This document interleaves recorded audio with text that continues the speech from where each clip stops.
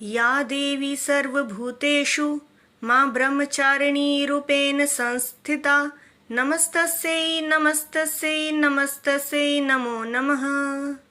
जय माता दी। प्रिय दर्शकों, धर्म ज्ञान चैनल पर आपका स्वागत है। जैसे कि आप जानते हैं, नवरात्रे चल रहे हैं और दूसरे दिन मां ब्रह्मचारिणी की पूजा अर्चना की जाती है। ब्रह्म का अर्थ तपस्या है और चारिणी का अर्थ आचरण करने वाली, यानी तप का आचरण करने वाली देवी। देवी के इस रूप को माता पार्वती का अविवाहित रूप माना जाता है। वहीं ब्रह्मचारिणी देवी की आराधना करने से भक्त के तप की शक्ति में वृद्धि होती है, साथ ही सुख समृद्धि की प्राप्ति होती है। आइए जानते हैं माँ ब्रह्मचारिणी कौन है और इनकी पूजा का क्या महत्व है।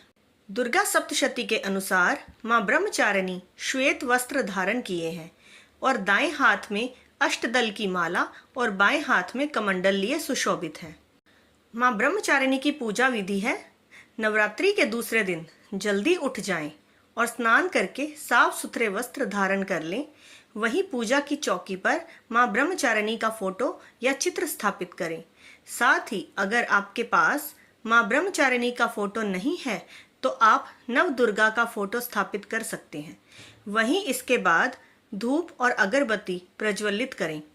साथ ही माँ का षोडशोपचार पूजन करें। वहीं फिर माँ को चीनी का भोग लगाएं और फल अर्पित करें। साथ ही अंत में दुर्गा सप्तशती का पाठ कर माँ ब्रह्मचारिणी की आरती करें। माँ ब्रह्मचारिणी को किस चीज का भोग लगाया जाता है, अब हम इस बारे में जानेंगे। माँ ब्रह्मचारिणी के भोग की बात करें तो माँ को चीनी का भोग लगाया जाता है।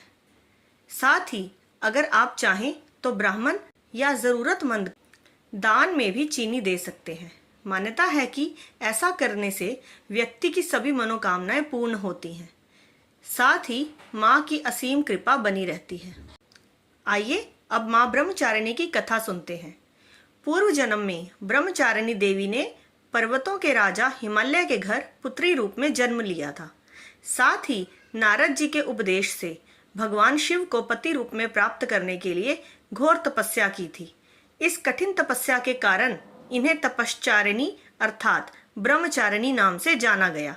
1000 वर्ष तक इन्होंने केवल फल फूल खाकर बिताए और 100 वर्षों तक केवल जमीन पर रहकर शाख पर निर्वाह किया।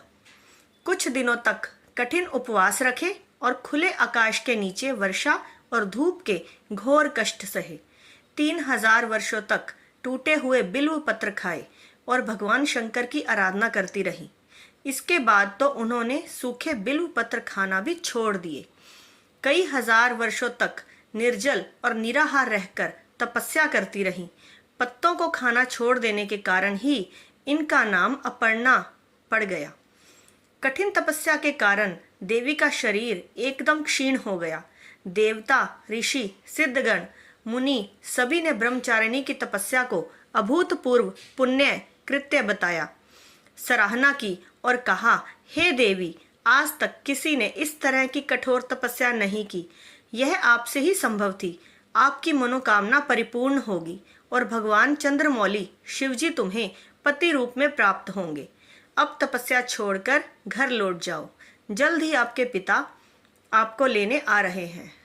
माँ की कथा का सार यह है कि जीवन के कठिन संघर्षों में भी मन विचलित नहीं होना चाहिए। माँ ब्रह्मचारिणी देवी की कृपा से सर्व सिद्धि प्राप्त होती है। दूसरे नवरात्र के दिन आप ब्रह्मचारिणी माँ के इस मंत्र का जाप कर सकते हैं। मंत्र है: ओम देवी ब्रह्मचारिण्य नमः। ओम देवी ब्रह्मचारिण्य नमः। जय माता दी।